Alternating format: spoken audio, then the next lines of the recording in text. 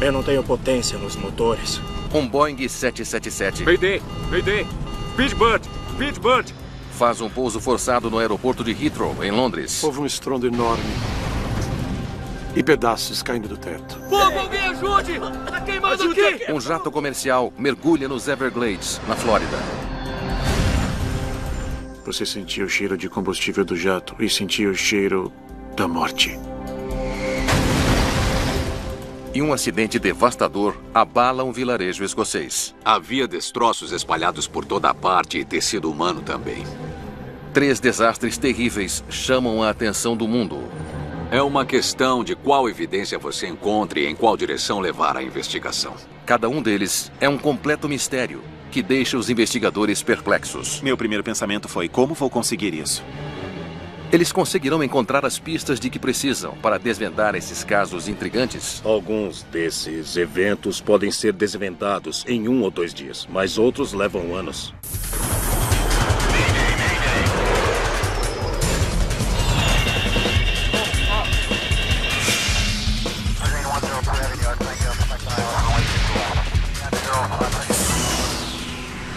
Especial de Mayday Desastres Aéreos.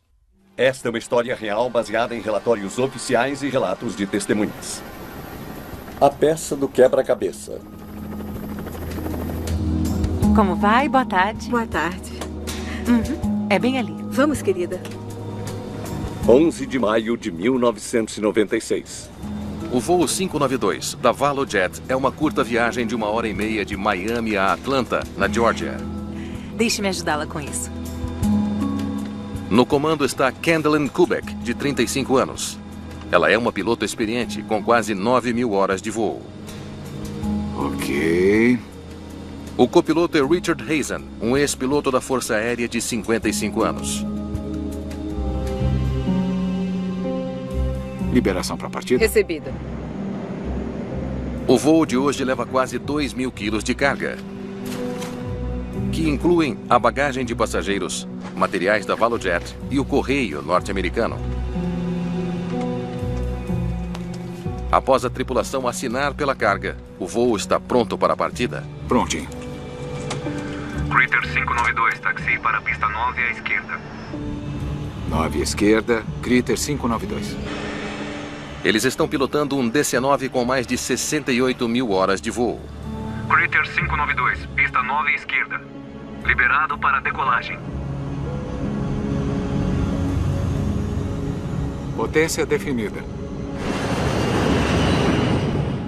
Rodar.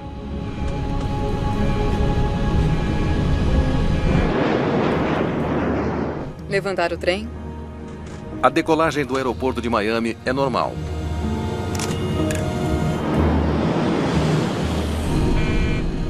O céu estava relativamente favorável naquele dia. E eles só estavam ansiosos para chegar em casa. A rota de hoje leva o voo 592 para o noroeste, sobre os Everglades, na Flórida, e depois direto para Atlanta, na Geórgia.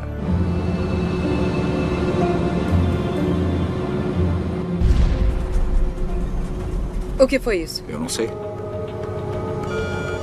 Temos algum problema elétrico. Estamos perdendo tudo. Passaram-se apenas 6 minutos da decolagem. De repente, o DC-9 está com problemas. Alarme geral. A tripulação enfrenta uma enxurrada de falhas. Precisamos voltar para Miami. Isso é cheiro de fumaça? Tem fogo! Tem fogo aqui! Está queimando! Está queimando aqui! As chamas estão queimando o piso do avião. Fumaça na cabine.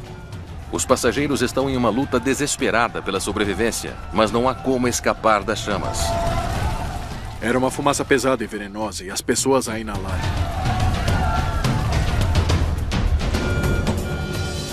Está pegando fogo em tudo.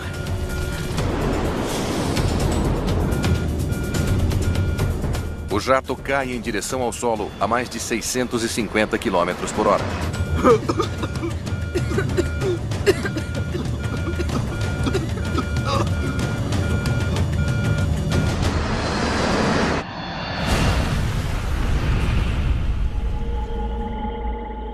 O voo 592 caiu em um dos locais mais inóspitos da Terra, os Everglades, na Flórida. Um grande avião a jato acabou de cair aqui. Grande, tipo um jato comercial. Vocês têm que mandar helicópteros. Todas as 110 pessoas a bordo do voo estão mortas.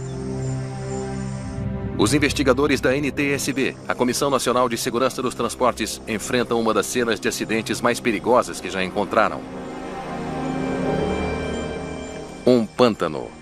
Os destroços estavam em um ambiente hostil. Não estava claro àquela altura o quanto poderíamos descobrir a partir dos destroços ou seríamos capazes de recuperar. Liderando a equipe está o investigador veterano Greg Faith. Muito bem, vamos trabalhar. Meu primeiro pensamento foi como eu vou conseguir isso. Nós montamos uma grade e nós vamos vasculhá-los quadrante por quadrante. O que sobrou da aeronave afundou no vasto pântano.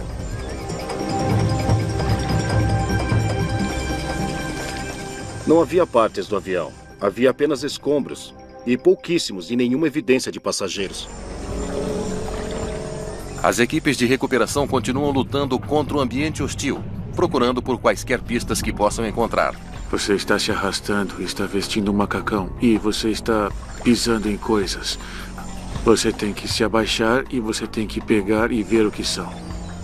Houve momentos em que você acha que está pegando um feixe de fios, mas está pegando a cauda de uma cobra.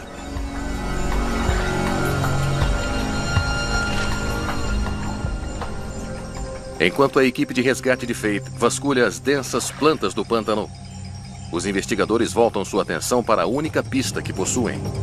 Entendido, Critter 592. Que tipo de problema você está tendo? Os pilotos relataram fumaça na cabine. Fumaça na cabine. Eles vasculham os registros do voo 592, procurando pistas sobre o que poderia ter causado isso. Eles descobrem que o voo foi atrasado no início do dia devido a pequenos problemas elétricos. A preocupação é que um incêndio elétrico tenha derrubado o avião. Nós estávamos procurando qualquer explicação. Podia ser uma falha na fiação ou um curto-circuito. E percebemos que seria uma investigação muito difícil. Com esta nova pista, Merritt Burke, o investigador de incêndios da NTSB, estuda aglomerados de fiação emaranhados tirados do pântano para determinar se um curto-circuito poderia ter causado incêndio durante o voo. Quando a fiação defeituosa desencadeia um incêndio, um arco elétrico faz com que os fios se queimem e derretam. Quando recuperamos mais do chicote elétrico no avião, vimos alguns danos, mas não havia evidência de arco elétrico nos fios. Um exame cuidadoso exclui a fiação defeituosa como a causa potencial do incêndio. Os investigadores ainda estão sem respostas. Só o que eles têm para examinar são pedaços aleatórios de destroços que eles conseguiram encontrar no pântano. Então havia peças danificadas chegando, quase todas limitadas ao compartimento de carga. Nós tínhamos componentes de estrutura derretida que estavam acima do compartimento de carga, que compunham o piso da cabine de passageiros. À medida que Merritt Burke procura provas do que provocou o incêndio, ele faz uma descoberta totalmente ao acaso. É de aço inoxidável. Normalmente você não vê aço inoxidável queimado em um incêndio a bordo. Os aviões são feitos de materiais leves, como alumínio e titânio, não aço inoxidável.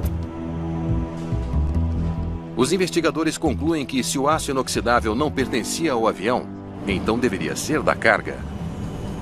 O grupo de operações ficou cada vez mais preocupado com a carga que estava a bordo do avião e qual a importância ele poderia ter para o acidente. Eles levantam o manifesto de carga do voo 592 e descobrem que o avião estava transportando 3 pneus e 5 caixas de papelão, contendo 144 geradores de oxigênio de aço inoxidável vazios. Geradores de oxigênio são pequenos dispositivos instalados acima dos assentos dos passageiros de determinadas aeronaves. Eles estão conectados a máscaras de oxigênio que caem no caso de despressurização da cabine. Quando acionados, vários produtos químicos se combinam para criar oxigênio. A reação química gera muito calor. Os cilindros podem atingir 260 graus Celsius. temperatura dos geradores de oxigênio. Essas coisas ficam bem quentes, Greg. Ficam mesmo. Um gerador de oxigênio que não esteja montado na sua posição correta sobre um dissipador de calor na unidade de serviço de passageiros é letal. E se estiver perto de um material combustível, então você terá um incêndio. As regulamentações exigem que todos os geradores de oxigênio removidos de uma aeronave sejam desativados e esvaziados de produtos químicos voláteis antes de serem transportados. E havia 5 caixas deles, ou 144 cilindros, em uma caixa e transportados como carga. Eles supostamente estavam vazios. Que perigo existe em transportá-los como carga? Não há dúvida. Estão claramente listados como vazios. Os investigadores se perguntam se os geradores de oxigênio foram inadequadamente desmontados antes do embarque. Eles tinham potencial para criar um incêndio ou uma situação de incêndio que poderia comprometer a segurança dessa aeronave.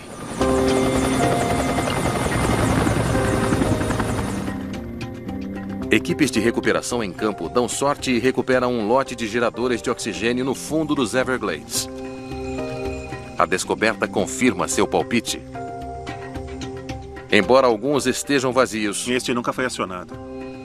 Muitos outros estão cheios.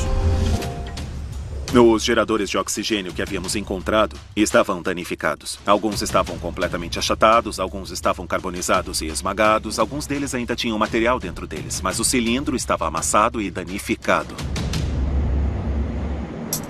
Agora parece que os produtos químicos altamente voláteis foram embarcados no voo 592 da ValuJet. Se os pilotos soubessem o que estava realmente a bordo, é improvável que eles tivessem assinado o manifesto. Prontinho. Mas para provar sua teoria, os investigadores precisam descobrir como os cilindros entraram no voo e como eles poderiam ter incendiado. Departamento de Transportes Aéreos.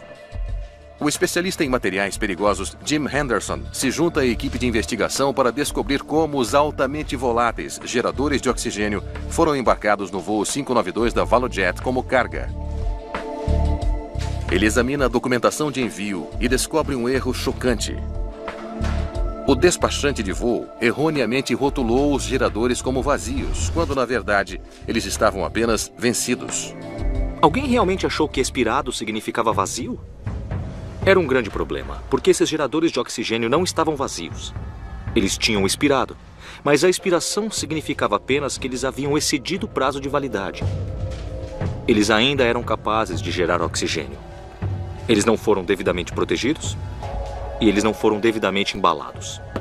Então nós ficamos realmente preocupados que isso possa ter sido o que causou o acidente ou o que fez o incêndio ser pior.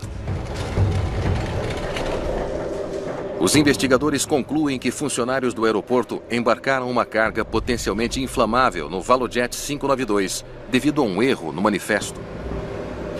Mas o erro ainda não explica como o fogo se espalhou para o resto do avião. O porão de carga do DC-9 é hermético, especificamente projetado para conter um incêndio. Mas se os geradores de oxigênio estivessem criando seu próprio oxigênio, o compartimento de carga ainda poderia conter o fogo? Nós sabíamos sobre os geradores de oxigênio, sabíamos o potencial que tinham para ser uma fonte de fogo, mas nós não sabíamos o seu potencial real para derrubar uma aeronave. Em uma instalação de testes de incêndio da Administração Federal de Aviação. Ok, vamos fazer isso. Os investigadores esperam recriar o fogo que consumiu o voo 592. Nós pegamos 5 caixas de geradores de oxigênio, colocamos em cima de um pneu e colocamos um pouco de bagagem em volta delas. 1 minuto para a ignição. Tivemos que acionar um dos geradores de oxigênio manualmente. Os investigadores ativam um dos geradores para simular um cilindro sendo sacudido no porão de carga durante a decolagem.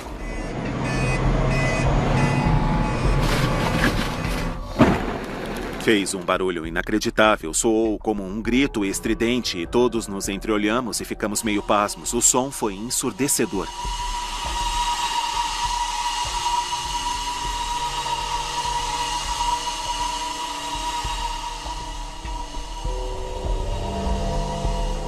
Dez minutos após a ignição, o teto do container de carga do teste atinge 20.000 graus Celsius. Santo Deus! Tivemos um incêndio violento e nenhum de nós esperava um incêndio tão grande e também tão quente. E foi surpreendente ver o quão destrutiva uma coisa deste comprimento e desta circunferência poderia ser. O experimento sustenta a teoria da NTSB. Geradores de oxigênio indevidamente desmontados e rotulados incorretamente causaram a queda do Valojet 592. Mesmo em um porão de carga hermético, o fogo teria ardido o bastante para derrubar o DC-9. Levou só 3 minutos e 42 segundos para o fogo derrubar o avião. Não havia chance de fazer o avião aterrissar com segurança.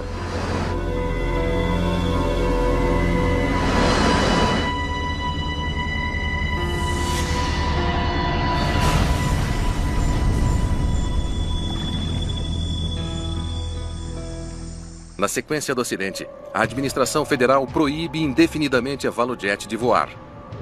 A companhia aérea acaba sendo vendida. A NTSB recomenda melhor treinamento para os funcionários que lidam com os geradores de oxigênio. São os esforços teimosos e incansáveis dos investigadores que solucionam o caso do Valojet 592. Era uma coisa tipo Sherlock Holmes. Há um processo de eliminação para reduzir as coisas a uma causa.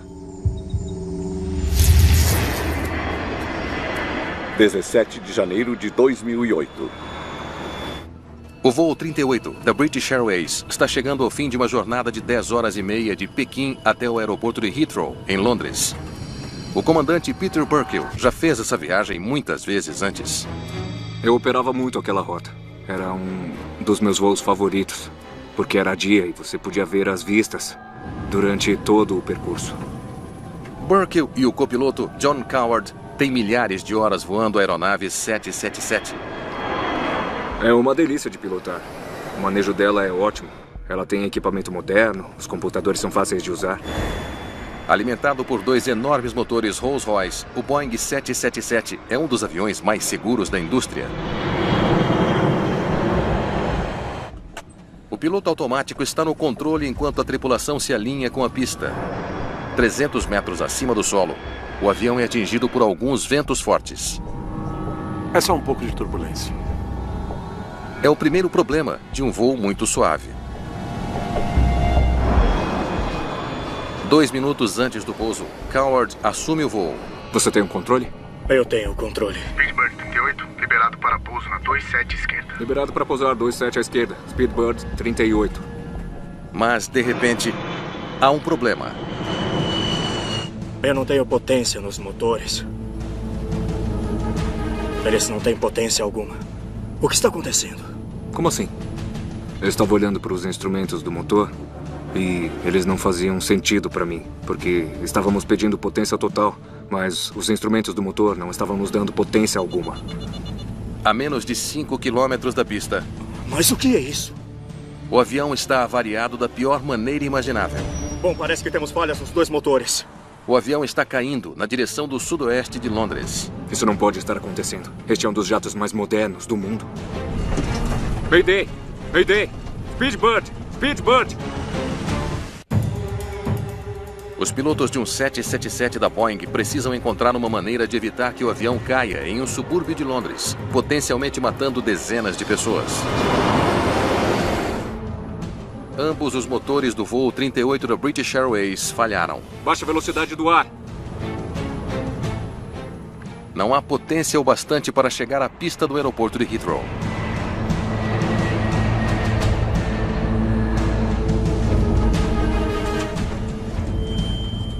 Eu sabia que tinha cerca de 15 segundos para tomar uma decisão enorme.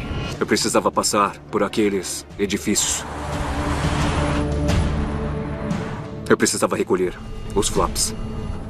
Recolher os flaps reduzirá o arrasto, mas também a sustentação. O avião voará mais longe, mas cairá mais rápido na grama da cabeceira da pista. É uma opção perigosa, mas é a melhor opção para o comandante Burkill salvar vidas.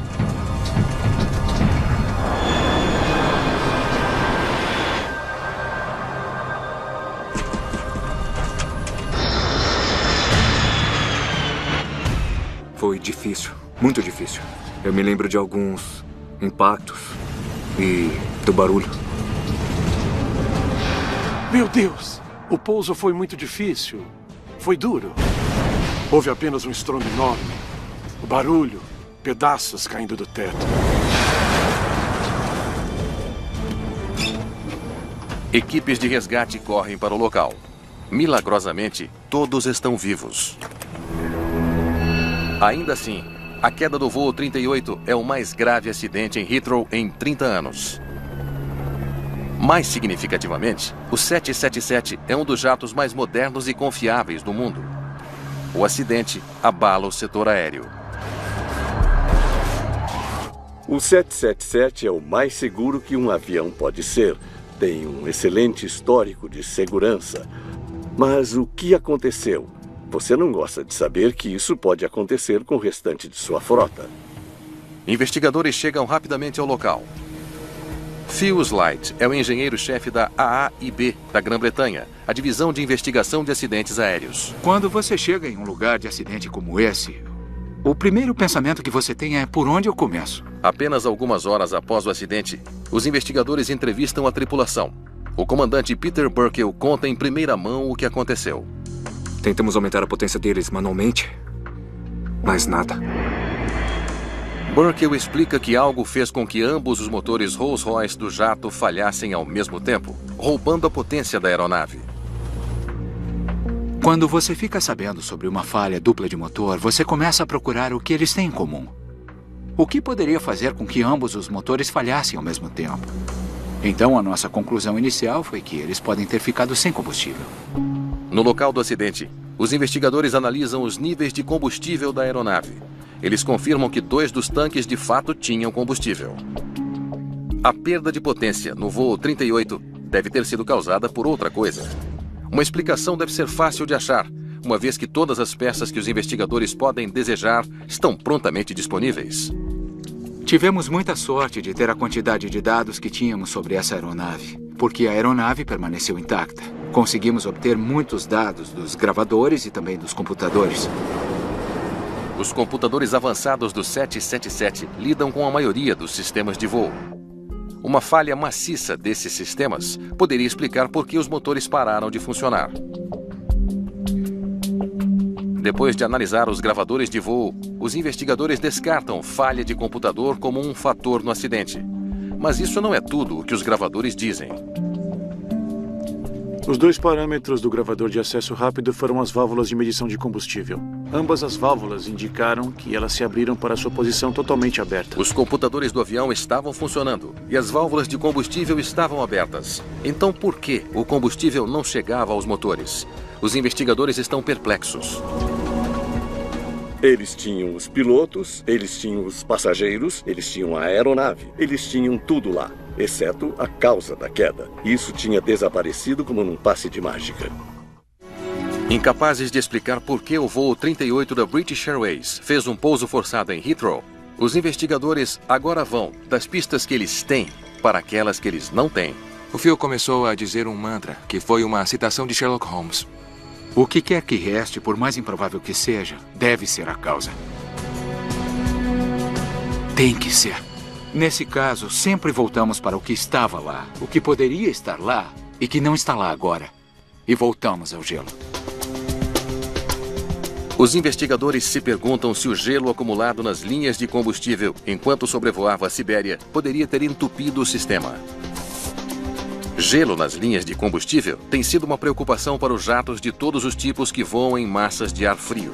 Se você tiver água no combustível, essa água congelará e formará cristais de gelo.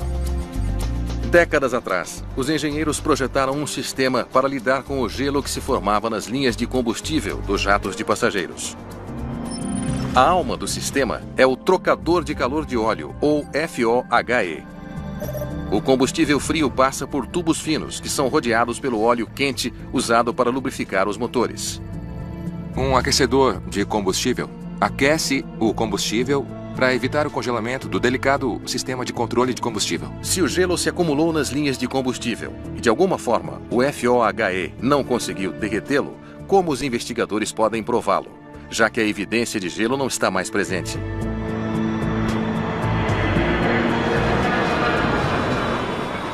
3 meses após o acidente, Brian McDermott voa para a sede da Boeing em Seattle para testar se o gelo foi um fator-chave na queda do voo 38. Primeiro, eles reconstroem todo o sistema de combustível. Então eles replicam as condições de temperatura que o Boeing 777 encontrou durante o voo. Quando a temperatura chega a cerca de 20 graus Celsius negativos, então os cristais de gelo começarão a grudar uns nos outros e também ficarão grudados no interior dos tubos. Houve uma certa surpresa em relação a quanto isso poderia se espalhar. Agora estamos chegando a algum lugar. Embora os investigadores possam provar que os cristais de gelo provavelmente se formaram durante o voo, isso não explica se eles poderiam ter derrubado o avião. O FOHE deveria ter derretido o gelo. Investigadores simulam a jornada do voo 38. Durante a longa viagem de Pequim, o piloto automático manteve velocidade constante e baixa potência durante horas, nunca exigindo um aumento abrupto da potência dos motores, até pouco antes deles chegarem à pista. A aproximação em Heathrow foi uma aproximação bastante turbulenta. E os motores exigiam vários níveis de potência de empuxo. O problema que estávamos analisando é muito difícil de simular e durante aquele que foi um dos últimos testes, conseguimos reunir todos os elementos envolvidos. Depois de simular o funcionamento dos motores a uma velocidade constante, os investigadores aumentam a potência, assim como o piloto automático fez depois que o avião enfrentou uma turbulência. O que acontece a seguir esclarece tudo. A demanda repentina por mais potência dos motores faz com que a pressão do óleo do trocador de calor caia drasticamente. E quando os investigadores examinam esse componente vital, nós então vimos que o gelo se formou na frente dele. O sistema projetado para derreter o gelo falhou. O gelo mole que havia se formado no fundo das linhas de combustível se soltou quando a pressão foi aumentada abruptamente. O design dos tubos de entrada fez com que o gelo entupisse o FOHE, impedindo que o combustível chegasse aos motores. O combustível continuará a fluir, mas a taxa de fluxo é muito menor do que deveria ser. Peter, não consigo potência dos motores. Não estão me dando potência. Enfrentando uma ameaça que ninguém sabia que existia. Mayday! Speedbird! Speedbird!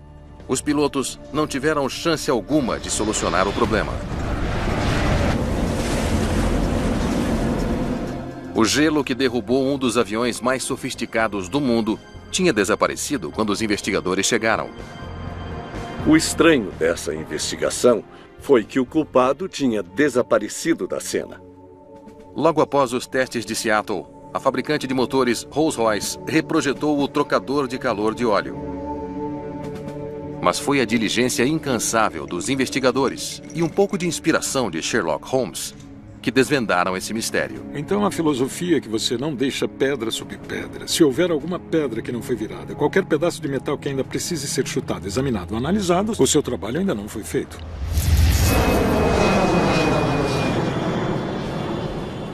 21 de dezembro de 1988. O voo 103 da Pan Am está voando de Londres para Nova York. O jato acaba de decolar do aeroporto de Heathrow. Boa noite, Scottish. Clipper 103, estamos em 310. 103, você está identificado. A maioria dos passageiros são americanos a caminho de casa para a temporada de férias. A primeira parte da viagem aos Estados Unidos leva o avião para o noroeste sobre a Escócia. E depois cruza o Oceano Atlântico até a cidade de Nova York. Depois de 37 minutos de voo, o avião passa sobre Lockerbie. É uma das várias pequenas cidades da Escócia sobre as quais o avião vai passar. Michael Gordon está conversando com um amigo. Espere um pouco. Tem alguma coisa estranha aqui fora. Eu ouvi esse barulho e o barulho soou como um trovão. E o barulho ficou cada vez mais alto. E eu pude ouvir o barulho que chegou ao estágio de ser semelhante a um caça. E naquela época, nós tínhamos muitos aviões militares passando pela área. Eu vi objetos escuros, coisas escuras, caindo do céu contra as luzes de Lockerbie. Então, pude ver um objeto preto, longo e fino, que tinha um incêndio na superfície caindo do céu. E ele estava indo na direção de Lockerbie.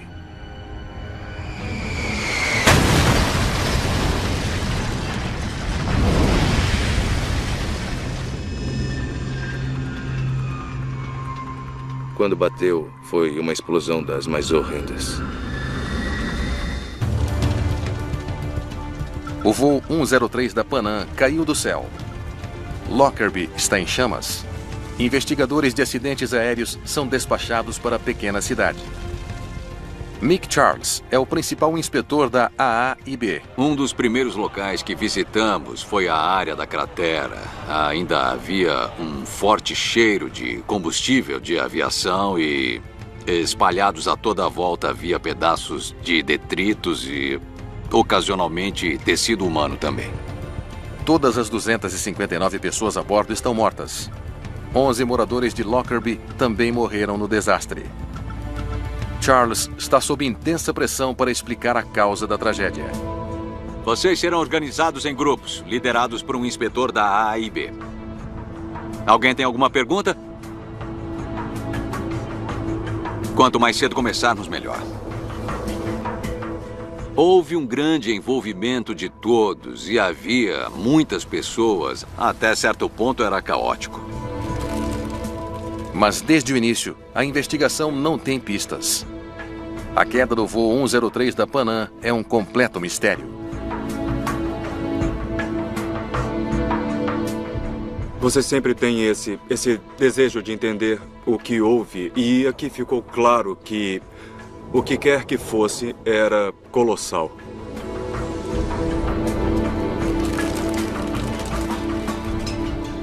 Mais de 1.000 policiais e 600 membros das Forças Armadas chegam em Lockerbie para ajudar. No início da investigação, a nossa tarefa era encontrar o avião inteiro. Em solo, a dimensão do desastre é difícil de compreender. A RAF nos ofereceu um helicóptero. Nós podemos usá-lo? Com certeza. Os investigadores precisam obter uma visão panorâmica para que possam localizar e começar a mapear o campo de destroços. Quando fazem o levantamento pelo ar, eles ficam chocados com o que encontram. Partes do avião estão espalhadas por uma área maior que toda Londres. Logo fica claro que o voo 103 da Pan Am estava se despedaçando muito antes de cair no chão. Normalmente você tem um local de acidente razoavelmente contido. Em Lockerbie não foi assim. A polícia identificou meia dúzia de locais distintos. Um 747 é composto de mais de 6 milhões de peças. Nos restos do jato, os investigadores precisam encontrar o que lhes dirá o que aconteceu. Dentro da cabine de comando do avião, os investigadores observam a posição de vários interruptores e controles. Eles descobrem que o piloto automático está ligado e as máscaras de oxigênio não foram acionadas. Nada de estranho foi encontrado na cabine de comando. Tudo era consistente com o voo de cruzeiro. Enquanto o meticuloso trabalho de coletar evidências continua, os investigadores se perguntam se sabotagem pode ter sido o motivo da queda. Charles? Tom Thurman, do FBI, chega para ajudar na investigação. Se foi uma bomba, há uma chance de que evidências importantes possam ser encontradas. Estávamos procurando por danos explosivos nesses pedaços de metal, mas até que encontrássemos evidências físicas de uma bomba, seria considerado um acidente. Na véspera de Natal, apenas 3 dias depois da queda do avião, a investigação dá sorte. Mick Charles tinha um saco e tinha um pedaço de metal naquele saco. O que é isso? Achamos que é um trilho de bagagem. Isso ajuda a guiar os contêineres de carga para o seu lugar. Pequenas marcas são identificadas no metal. São os sinais característicos de uma bomba. Os gases quentes do processo de combustão da explosão atingem um pedaço de metal em especial. e causa alguns buracos nele, como se fosse um maçarico. Estávamos muito desconfiados de que foi uma bomba que causou essa destruição, mas não estávamos prontos para dizer alguma coisa antes de termos esses detalhes confirmados pela perícia. Os investigadores enviam o trilho de bagagem para um laboratório forense britânico para análise. Os resultados são conclusivos. Vestígios de 2 produtos químicos usados para fazer explosivos plásticos são encontrados nos destroços recuperados perto de Lockerbie. Em 28 de dezembro, apenas 7 dias após a queda, os investigadores têm as suas provas. Foi determinado que 2 partes da estrutura metálica do trilho de bagagem mostram evidências conclusivas de que um explosivo foi detonado. O voo 103 da Pan Am tinha uma bomba. A investigação passa a ser mais urgente. Cabe ao FBI responder a uma pergunta clara. A nossa determinação em relação a Lockerbie era descobrir o culpado e prová-lo, porque queríamos levar o culpado à justiça e responsabilizá-lo pela morte de 270 pessoas. A tragédia do voo 103 da Pan Am torna-se um caso criminoso. Mas o FBI ainda precisa da perícia dos investigadores da AAIB para desvendar o mistério. Proibida a entrada não autorizada. Encontrar a bomba é uma coisa. Encontrar quem a colocou é outra completamente diferente. Isso levará as habilidades da equipe da AAIB ao limite. Engenheiros da AAIB reconstroem a fuselagem a partir de fragmentos dos destroços recuperados do local do acidente. Eles logo identificam o local da explosão. Peter Claydon é responsável por remontar os contêineres de carga que estavam diretamente atrás da zona de estilhaços. Eu tinha como meta principal identificar o container de bagagem que continha o dispositivo. Os investigadores se concentram nos contêineres de carga que foram encontrados no campo de destroços ao sul. Destroços que foram ejetados logo após a explosão. O container metálico AVE 4041 é de grande interesse. Estava diante da asa onde o dano causado pela explosão era maior. O dano causado ao container metálico foi bem extenso. O dano ao container de fibra de vidro adjacente, acho que podemos chamar de dano colateral. Investigadores criam uma estrutura simples e anexam as peças do container de carga real a ela. Quando terminam, fica claro. O container AVE 4041 carregava a bomba que derrubou o avião. Examinando de perto os danos ao piso e à lateral do container, os investigadores também são capazes de identificar a altura da bomba, onde ela estava no container quando explodiu. O que isso me revelou foi que o dispositivo provavelmente estava em uma mala. E essa mala provavelmente não estava no chão do container. Parecia que estava em um nível acima. Segundo os registros de bagagem, significa que a mala contendo a bomba tinha vindo de um voo de conexão. Mas de quem era a mala? E em que ponto ela foi colocada no avião? Os investigadores procuram a mala que continha a bomba que derrubou o voo 103 da Pan Am. Estudando pequenos fragmentos de destroços, peritos britânicos identificam a mala. Uma Samsonite 4000 rígida. Várias peças de roupa muito próximas da explosão também foram identificadas, provavelmente sendo da mala que escondia a bomba. A maioria dessas roupas eram feitas por um único fabricante e eram vendidas apenas na pequena ilha de Malta. Malta tornou-se o foco da investigação por causa do fabricante e, finalmente, pela distribuição de algumas das roupas encontradas em Lockerbie. Investigadores encontram a loja em Malta onde as roupas foram vendidas. O dono lhes dá outra pista. A principal coisa que ele nos disse foi que a pessoa tinha um sotaque líbio. Algo que ainda não tínhamos evidências que ligasse a Líbia à bomba. Em 1988, a Líbia estava se recuperando de uma série de confrontos com os militares americanos. Não surpreenderá nenhum de vocês saber que, além do Irã, Identificamos uma outra nação, a Líbia, igualmente envolvida no terrorismo. O país estava isolado e seu líder, Muammar Gaddafi, era agressivamente anti-americano. Talvez a bomba no voo da Panam tenha sido um ataque da Líbia contra os Estados Unidos. Examinando registros de bagagem do voo da Panam, a polícia descobre uma mala que havia sido transportada de Malta para Frankfurt mais cedo naquele dia. A mala de número B8849 havia sido enviada para o aeroporto de Heathrow. Ela então foi colocada no segundo nível do container de carga AVE 4041. Era a mala da Samsonite, que os investigadores agora sabiam que continha a bomba.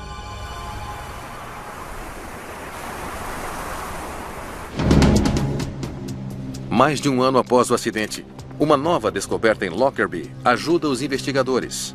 Peritos descobrem uma placa de circuito entre as roupas que vieram de Malta. Esta placa de circuito é metade do tamanho da unha do polegar. Thurman leva uma foto do circuito para a Agência Central de Inteligência, a CIA. Espera um segundo. Pode ser igual. Você tem esse temporizador? Examinando relatórios sobre vários atentados, Thurman encontra uma peça igual. Em poucos minutos, literalmente, eu comecei a sentir calafrios. E agora, enquanto eu falo sobre isso, começo a sentir calafrios de novo. Eu ainda me lembro daquele momento em que eu estou olhando para um circuito em minhas mãos igualzinho ao que eu estou vendo na fotografia. É isso que estamos procurando. O temporizador em posse da CIA foi apreendido na África alguns anos antes. 2 homens líbios tentaram fazer o temporizador e vários quilos de explosivos passarem pela segurança do aeroporto. É idêntico ao temporizador usado para derrubar o voo 103. Foi um temporizador delay longo que derrubou aquela aeronave. E nós queríamos saber de onde ele veio. Em 1999, 11 anos após a explosão, eles finalmente têm o culpado. Na época do desastre, Abdel al-Megrahi era um oficial da inteligência do governo líbio. Ele é preso e acusado. Em 2001, juízes escoceses o condenam à prisão perpétua pelo assassinato de 270 pessoas. Uma busca por evidências envolvendo agentes do FBI e investigadores da AIB traz justiça ao caso. Lockerbie foi uma ocasião rara em que nos sentimos honrados por participar. Todos desempenharam pequenos papéis para fazer grandes contribuições para o sucesso geral. Quando um avião de passageiros tem uma emergência em pleno voo... Mayday! Speedbird! Speedbird! Ouvimos histórias de pilotos heróicos. Quando um avião cai... Ouvimos falar de esforços de resgate heróicos que salvam vidas. Mas há outros heróis em meio à tragédia de um desastre aéreo. Os homens e mulheres que desvendam um caso, contudo conspirando contra eles, e trabalham para garantir que nunca aconteça novamente. Se você faz isso há alguns anos, entende que o trabalho é muito importante. Você se convence de que realmente acaba salvando vidas.